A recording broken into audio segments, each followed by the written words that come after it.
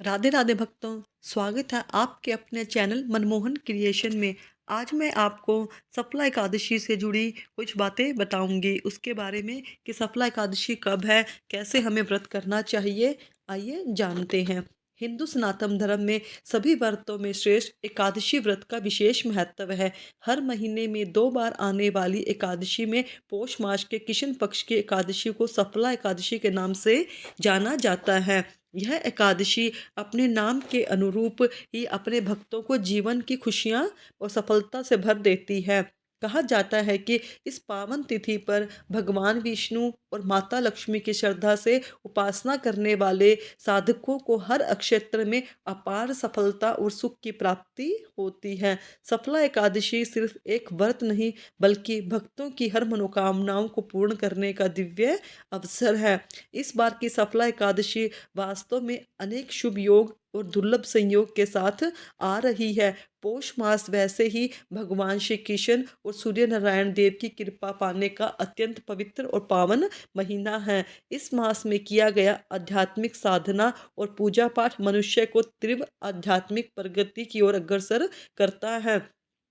चलिए हम विस्तार से बताते हैं कि साल 2024 में सफला एकादशी का व्रत कब रहेगा, व्रत का पारण कब किया जाएगा और इस दिन के अत्यंत शुभ मुहूर्त कौन कौन से रहेंगे। लेकिन उससे पहले आप सभी भक्तों से हाथ जोड़कर विनम्र निवेदन है कि आप चैनल को सब्सक्राइब करें, वीडियो को लाइक करें, कमेंट में राधे राधे अवश्य लिखें।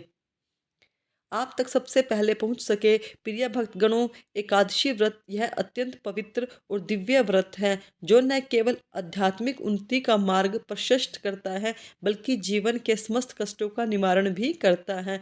यह व्रत एक दिन का नहीं बल्कि 3 दिनों का महाव्रत है जो मन, वचन और कर्म से शुद्धि के लिए अति आवश्यक माना जाता है। एकादशी व्रत की शुरुआत 10वीं तिथि से हो जाती है। इस दिन से ही आपको स्वयं पर संयम रखना चाहिए। सबसे पहला और महत्वपूर्ण नियम यह है कि सुबह जल्दी उठना है, स्नान ध्यान कर भगवान विष्णु का स्मरण करना है। यह व्रत तप और भक्ति का अद्भुत संगम है जो कठिन अवश्य होता है। इस व्रत को करने में थोड़ी मेहनत और श्रद्धा अधिक लगती है, लेकिन प्रिय भक्तों, याद रखिए यह व्रत राज है। जो व्यक्ति श्रद्धा और विधि पूर्वक इसका पालन करता है, उनके जीवन के समस्त कष्ट धीरे धीरे कटने लगते हैं और सुख समृद्धि का वास होता है। व्रत की पूजा विधि एवं पारण का समय भी अत्यंत विशेष माना जाता है, जिसके बिना यह व्रत अधूरा माना जाता है। इसलिए सही विधि और नियम से हमें एकादशी का व्रत करना चाहिए। अपने जीवन के कष्टों से मुक्त होने के लिए हमें सही ढंग से अपने एकादशी के व्रत का पारण करना चाहिए। जो भक्त दशमी तिथि से व्रत की तैयारी कर रहे हैं, उन्हें इस दिन जल्दी जागना चाहिए और अपने दैनिक कार्य पूरे कर लेने चाहिए। कुछ भक्तों की श्रद्धा इतनी गहरी होती है कि वे दशमी तिथि को भी चावल का त्याग करते हैं। यदि आपकी इच्छा हो तो पूरे दिन चावल ना खाएं, लेकिन विशेष रूप से शाम के समय दशमी तिथि को चावल का त्याग करना चाहिए। सूर्य अस्त से पहले भोजन कर लेना चाहिए, क्योंकि इसके बाद आप सफल दूध जल का सेवन कर सकते हैं, जिससे आपके शरीर को ऊर्जा मिले, व्रत का पालन सहजता से हो सके। प्रिय भक्तों, आपकी श्रद्धा और भक्ति के इस पवित्र व्रत में संयम और समर्पण का विशेष महत्व है। जब आपको अगली सुबह के आगमन का धैर्यपूर्वक इंतजार करना चाहिए, ताकि आप पूरी श्रद्धा से भगवान की भक्ति कर सकें, व्रत का पुण्य लाभ प्राप्त कर सकें। अगली सुबह प्रियगण, आप सभी एकादशी व्रत का पारण करेंगे, चाहे यह आपका पहला प्रयास हो या आप पहले से ही इस पावन व्रत का पालन करते आ रहे हो। नियमों का पालन करना अत्यंत आवश्यक है। अगले दिन जब एकादशी का शुभ प्रभात होगा, तो आपको सूर्य उदय से पहले ही उठना होगा। प्रभु की कृपा का अनुभव करते हुए जागे और पूरे दिन अपने मन में व्रत का संकल्प दोहराएं। सर्वप्रथम अपने दातुन से साफ करें। इसके बाद स्नान कर शुद्ध वस्त्र पहने और शुद्ध हो जाइए और भक्ति के साथ भगवान सूर्य नारायण को अर्घ्य अर्पित करें। यह क्षण आपके जीवन में ऊर्जा और आस्था का संचार करेगा। फिर आप अपने घर में पवित्र तुलसी पौधे के पास जाएं, वहां दीपक जलाएं, सच्चे मन से पूजा करें। दीपक की लो के साथ आपकी भक्ति का प्रकाश भी ईश्वर तक पहुंचेगा। यह पावन प्रक्रिया न केवल आपको आध्यात्मिक रूप से मजबूत बनाएगी, बल्कि आपकी आत्मा को शांति की अनुभूति कराएगी। इस तरह पूरे हृदय से व्रत का पालन करें और प्रभु की कृपा का अनुभव करें। फिर प्रिय भक्तगणों, जब शालिग्राम जी की पूजा की जाती है तो उन्हें तुलसी की जड़ के जल से स्नान कराया जाता है। फिर श्रद्धापूर्वक भोग लगाया जाता है। यदि आप इस पावन विधि से तुलसी जी की पूजा कर रहे हैं तो आज जल और भोग दोनों ही अर्पित करेंगे। भगवान विष्णु के भोग के लिए यदि आपने पहले से ही तुलसी के पत्ते तोड़ लिए हैं तो यह अति उत्तम है। लेकिन यदि ऐसा नहीं किया है तो वे तुलसी के पत्ते जो सूख कर गिर गए हैं उन्हें श्रद्धा और प्रेम से धोकर भगवान विष्णु के भोग के लिए उपयोग में लाया जा सकता है। पौष माह के कृष्ण पक्ष की एकादशी तिथि का प्रारंभ 25 दिसंबर 2024 को रात 10:29 पर होगा। इस एकादशी तिथि का समापन 27 दिसंबर को रात 12:12 होगा।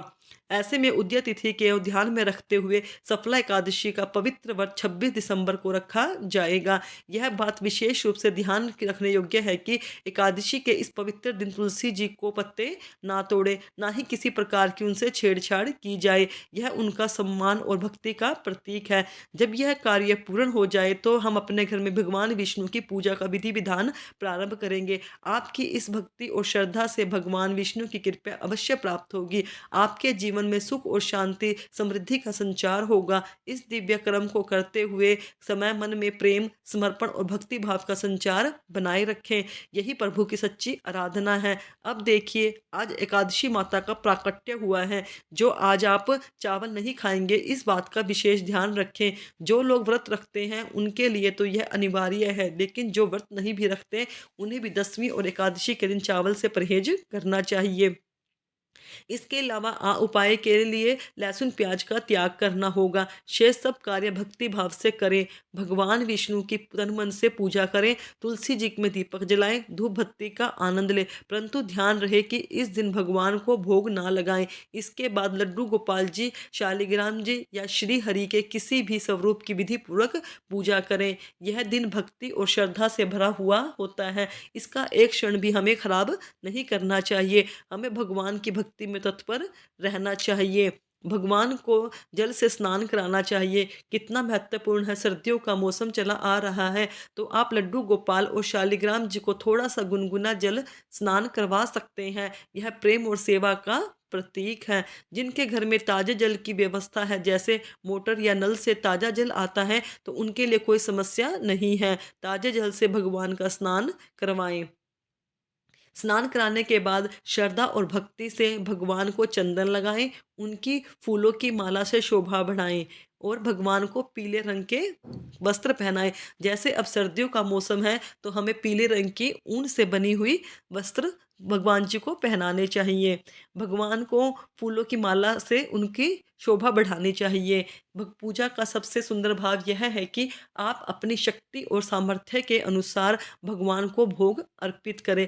यह जरूरी नहीं है कि आपकी पूजा भव्य हो। निष्ठा और प्रेम ही भगवान को प्रिय है। पूरे मन से भगवान की आराधना करें। इस भाव को महसूस करें कि ईश्वर आपके घर में विराजमान है।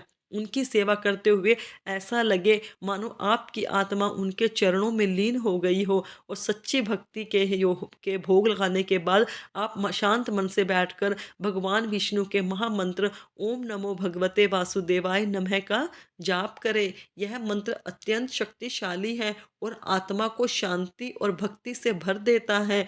ध्यान रखें, एकादशी के दिन माता लक्ष्मी की आराधना भी की जाती है, क्योंकि भगवान विष्णु के साथ माता लक्ष्मी का विशेष संबंध है। पूजा के बाद एकादशी के नियमों का पालन करना अत्यंत आवश्यक है। जो भक्त व्रत रखते हैं उन्हें अनाज का सेवन नहीं करना चाहिए, नमक का त्याग करना चाहिए, सरसों के तेल का परहेज करना चाहिए। भोजन में आप फल फूल, दूध, चाय या अन्य फलाहार भी ग्रहण कर सकते हैं। यह दिन सादगी और संयम का हो, जो हमारी आस्था और भक्ति को और भी गहरा करता है। रात को आप चाहे तो भगवान विष्णु के भजन कीर्तन में मन लगाए। जब तक आनंद से भरा रहे ईश्वर का गुणगान करें और फिर 12 बजे के बाद विश्राम करें।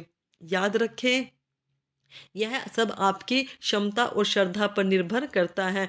भगवान को आपकी भावना और प्रेम प्रिय है, न कि बाहरी भव्यता। इस तरह के नियम पूर्वक और भाव भक्ति से एकादशी के व्रत करना चाहिए।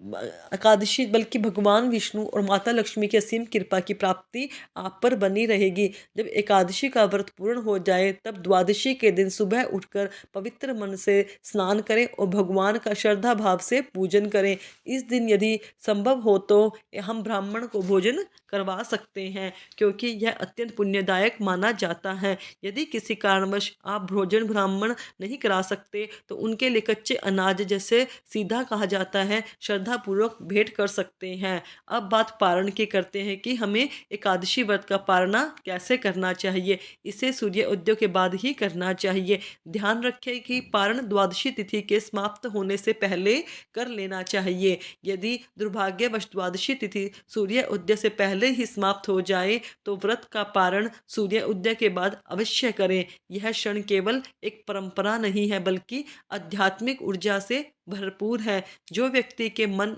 आत्मा और संपूर्ण जीवन को पवित्र और शांति प्रदान करता है। द्वादशी तिथि के भीतर पारण न करना पाप के समान माना गया है, इसलिए आपको हरिवासर समय से पहले ही व्रत को संपूर्ण करना चाहिए। पारण का हमारे एकादशी व्रत में बहुत ही महत्वपूर्ण कहा गया है। यदि किसी कारणवश प्रातःकाल पारण करना संभव ना हो तो मध्याह्न के बाद अवश्य पारण करें। यदि आपके पास उस समय भोजन उपलब्ध नहीं है तो आप केवल पवित्र जल ग्रहण करके भी इस व्रत का पारण कर सकते हैं। यह आपके संकल्प और श्रद्धा को पूर्ण करता है। एकादशी की पूजा के उपरांत दान करना अत्यंत शुभ और पुण्यदायक होता है। इस दिन सच्चे मन से अन्न, मिठाई, फल और धन का दान करें, क्योंकि यह आपके जीवन में सुख, समृद्धि, आध्यात्मिक शांति लाता है। ऐसे क्षणों में किया गया दान आपको ईश्वर की अनुकंपा से जोड़ता है और आपके कर्मों को पवित्र करता है। मान्यता है कि इन चीज़ों का दान करने से जीवन में कभी पैसे की कमी महसूस नहीं होती। एकादशी के पावन दिन पीले रंग के वस्त्रों का दान करना अत्यंत शुभ माना गया है, क्योंकि विष्णु भगवान को पीला रंग बहुत प्रिय है। ऐसा करने से श्री हरि प्रसन्न होकर अपनी कृपा बरसाते हैं और भक्तों का जीवन सुख समृद्धि से भर देते हैं। इसलिए इस दिन चावल और आटे का दान वर्जित माना जाता है। यह दोनों चीजें अगले दिन अर्थात द्वादशी के दिन दान करने से अधिक पुण्य की प्राप्ति होती है। कभी कभी एकादशी का व्रत लगातार 2 दिन तक न चलता हो, ऐसे में पहले दिन एकादशी का सामर्थ्य परिवार के लोग पूरे भक्ति भाव से मनाते हैं, जबकि दूसरे दिन की एकादशी को दूजी एकादशी कहा जाता है। इस दूजी एकादशी का व्रत सन्यासियों और मोक्ष प्राप्ति की अभिलाषा रखने वाले श्रद्धालुओं के लिए किया जाता है, के लिए महत्वपूर्ण होता है। यह व्रत एक माध्यम है जिससे मनुष्य संसारिक बंधनों से मुक्त होकर